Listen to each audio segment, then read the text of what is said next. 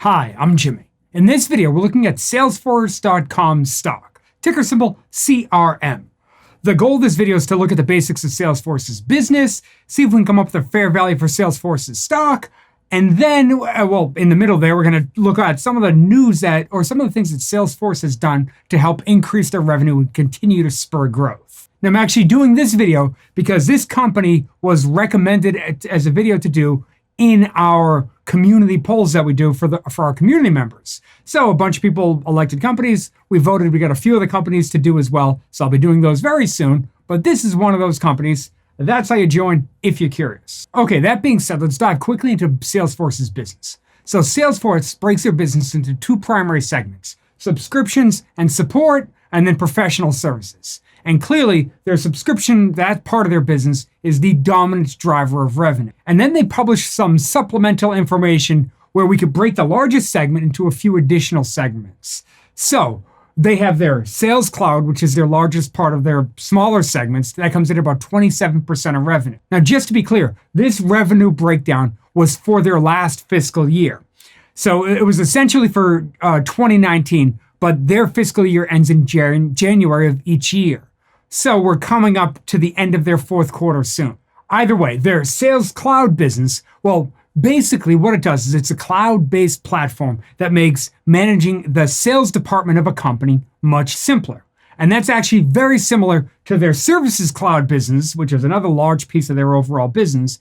This does the exact same thing, except now it helps facilitate the services side of a company. So they're there to make companies' jobs easier, make managing a business easier. Their Salesforce platform, essentially that helps empower the information technology part of the business.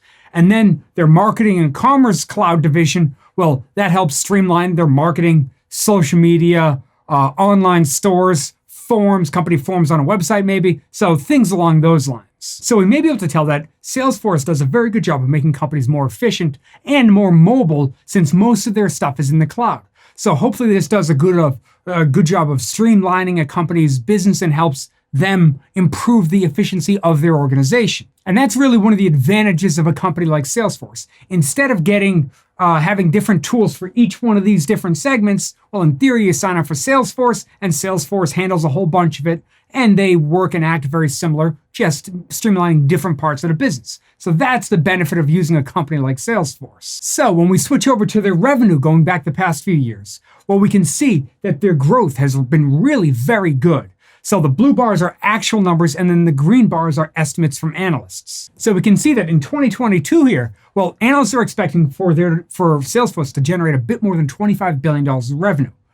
And based on their current trends, that $25 billion in revenue seems very possible. Now, this brings us to one of the ways that Salesforce is growing their revenue and increasing the number of opportunities that their overall business has. So this is a chart of the number of deals that Salesforce has done that I've been able to find. When I'm talking about done, I'm talking about mergers and acquisitions. So these are the mergers and acquisitions, essentially, that Salesforce has made over the past few years.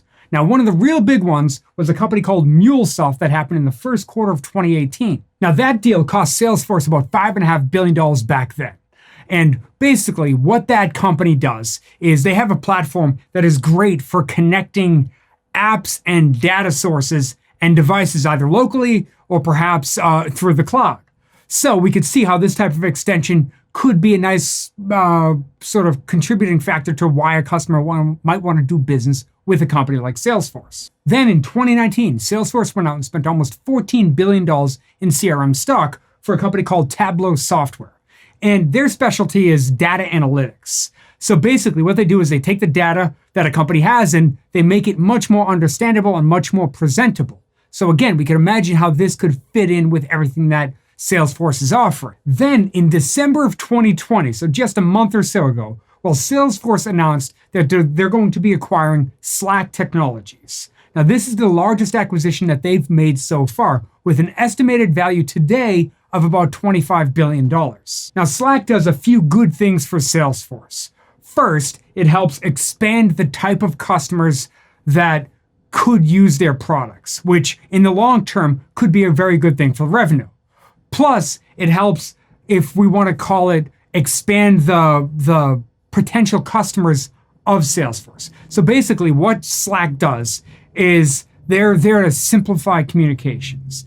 And ideally it's done within a company. So instead, when I was learning about what Slack does, well, instead of a company, let's say within an organization, people emailing each other around, well, they make those talking to different people in different groups much simpler. It sort of becomes like a messaging system versus emails. So again, that could be integrated nicely into a business and in theory, make a business more efficient. And since this is somewhat of a unique feature, well, I think it makes a lot of sense for a company like Salesforce to, one, expose their products to the customers that Slack already has. Plus, they can offer their products, their current customers, the new Slack product, which again, offers great cross-selling opportunities. So I think it makes a lot of sense for them to acquire Slack. Now, if any of us saw the initial press release that CRM put out about the Slack acquisition, well, we would have seen them valued at about $27.5 billion, even though I just said $25 billion.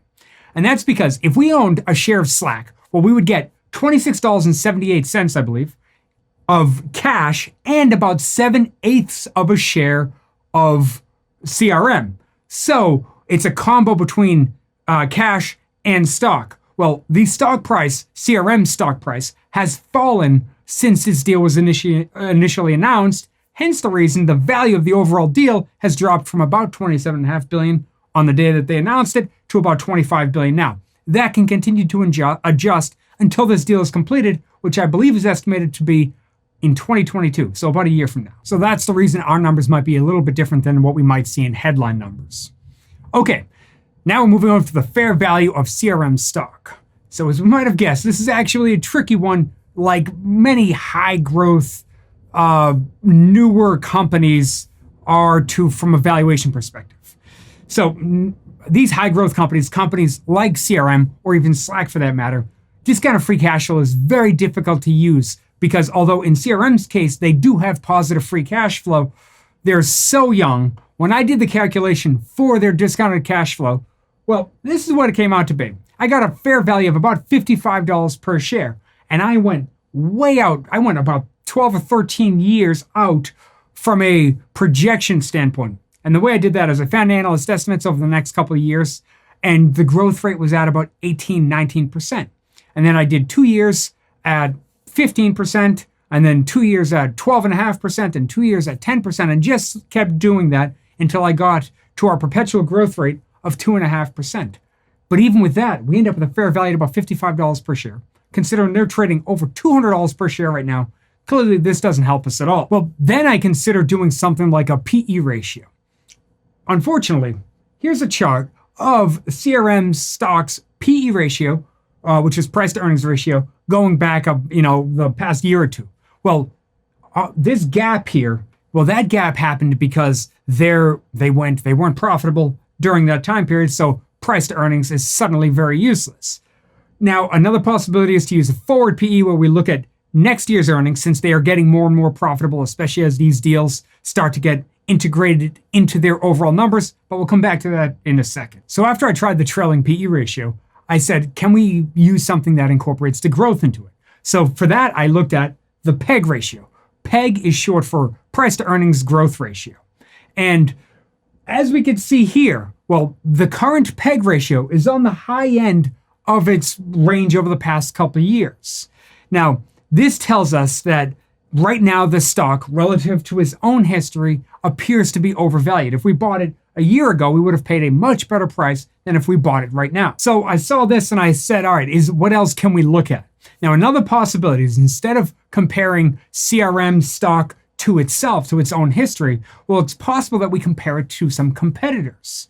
With that being said, this is where we're going to use the forward price to earnings ratio. And basically what that is we take today's price and we compare it to projected earnings per share going out the next 12 months. And to help us identify some competitors, this is a slide I found, an older slide I found from Salesforce where they named some of their competitors. Now, I'm not sure I 100% agree with all the dots that they have here and what companies do what, since I could easily name some that are overlapping. Perhaps they're new, but either way, this is what happens when we add the forward price to earnings ratio for each one of these companies. Now, I actually threw a couple other companies in down here at the bottom here. The first one was Workday, and then the other one was HubSpot. And both compete at least somewhat with what Salesforce is trying to do.